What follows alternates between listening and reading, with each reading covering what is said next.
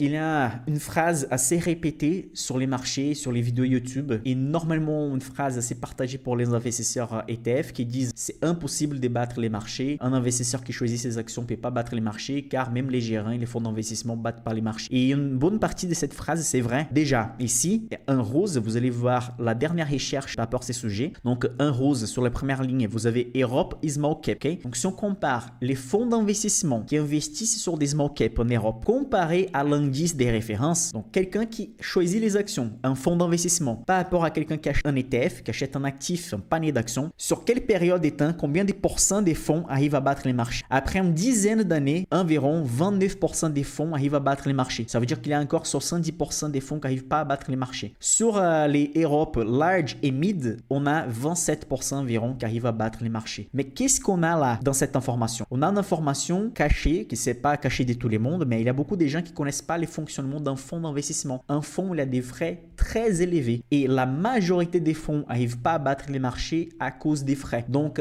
quand on dit la majorité des fonds n'arrivent pas à battre les marchés, ça c'est vrai, mais les gens oublient la deuxième partie de la phrase, c'est à cause des frais. Si on enlève les frais, plus de 50% des fonds du monde arrivent à battre les marchés. Mais le problème, c'est que dans la vraie vie, il faut payer les frais pour l'existence de fonds. Et donc, c'est pour ça que l'investisseur final, les clients, n'arrivent pas, dans la majorité des cas, ne va pas trouver un fonds d'investissement qui arrive à battre les marchés. Et la bonne décision de choisir les actions par vous-même, c'est que vous n'êtes pas un fonds d'investissement. J'ai continué l'explication. Et normalement, pour les small caps, c'est plus facile de battre les marchés pour un fonds d'investissement parce qu'il a moins de suivi. Il y a plusieurs sociétés qui ne sont pas encore découvertes et connues par les marchés. Et quand je parle des frais, remarquez ça. Ça, c'est un graphique qui montre l'investissement des 20 ans, donc un horizon des 20 ans, des trois investisseurs. Un vert, l'investisseur qui rentabilise 4% par an, mais qui paye 1% des frais. Un rouge, l'investisseur qui gagne les mêmes 4% par an, la même valeur des 4% par an, mais avec 0,50% des frais. Et en bleu, 4% des rentabilités aussi, mais avec 0,25% des frais. Remarquez qu'après une vingtaine d'années, la différence entre l'investisseur bleu qui a payé 0,25% des frais par rapport à l'investisseur en vert qui a payé 1%, la différence entre eux, c'est des 30 000 $. Et au début, ils ont commencé à investir 10 000 $. Donc la différence est énorme à la fin à cause des frais. Et donc c'est pour ça aussi une des raisons qui empêche la majorité des fonds de battre les marchés. Après, il y a aussi des mauvais fonds. Hein. Après, il y a des mauvaises équipes comme partout. Dans les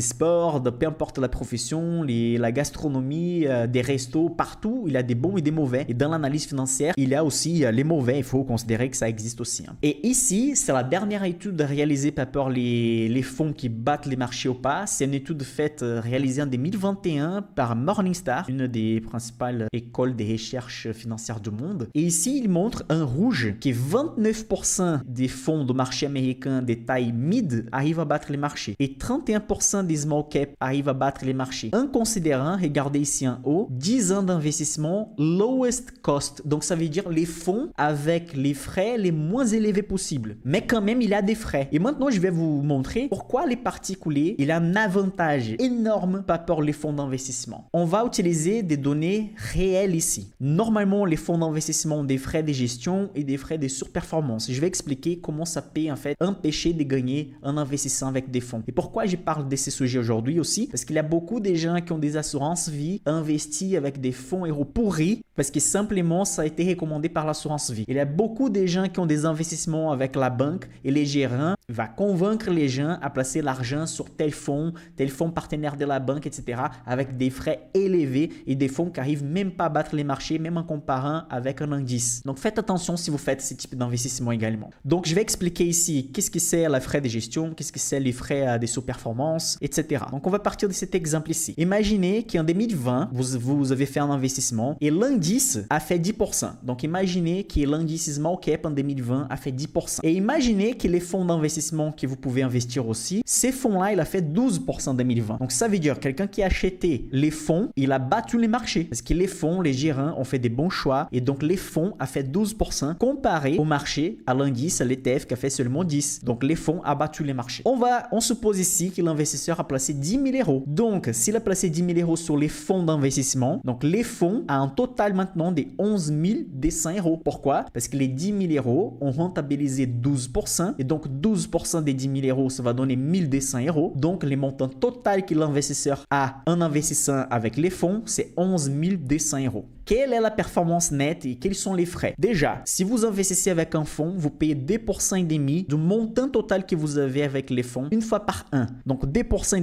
des 11 200, on va trouver des 180 €. Et qu'est-ce que c'est les frais des sous-performances? Les marchés, il a gagné 10%. Donc 10% des 10 000, ça va donner 1000. Les fonds, il a fait 12%. Donc les fonds d'investissement ont fait 11 200%. Donc vous êtes d'accord avec moi? Gagner 10% des 10 000, ça va donner 1000. Gagner 12% des 10 000 donne 11 200. Donc la différence ici, c'est des 200 €. Ça veut dire investir avec les fonds, ça a donné 200 € de plus comparé avec un investissement fait sur un ETF. Et donc les frais des surperformances, les fonds, ils vont prendre 10% par rapport à cet écart entre les fonds et les marchés. Ça veut dire c'est un type de prime qu'on paye pour les fonds parce qu'ils ont battu les marchés. Donc 10% des 200, qui c'est la différence des performances mesurées en euros, ça va donner 20 € des frais des sous-performances. Donc les montants nets que l'investisseur va avoir, c'est les 11 200 parce qu'il a rentabilisé 12% avec les fonds, moins les 280 qui c'est les frais des managements, moins une vingtaine d'euros avec les frais des surperformances. Donc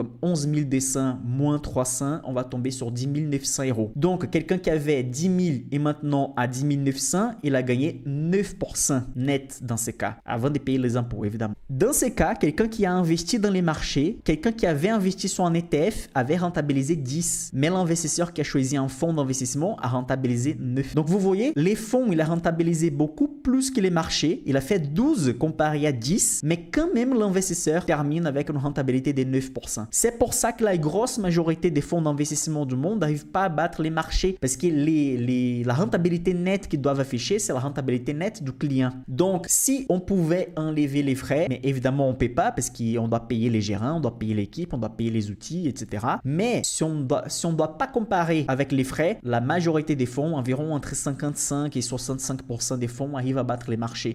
Et donc déjà, quels sont les avantages des petits investisseurs, des particuliers? Vous payez aucun frais de management parce que c'est à vous de choisir les actifs. Vous avez aucun frais de surperformance parce que si vous gagnez plus que les marchés, la rentabilité c'est complètement à vous. Vous n'avez aucune obligation vers un ou des clients. Donc les fonds d'investissement doivent à la fin de l'année montrer les meilleures rentabilités, etc.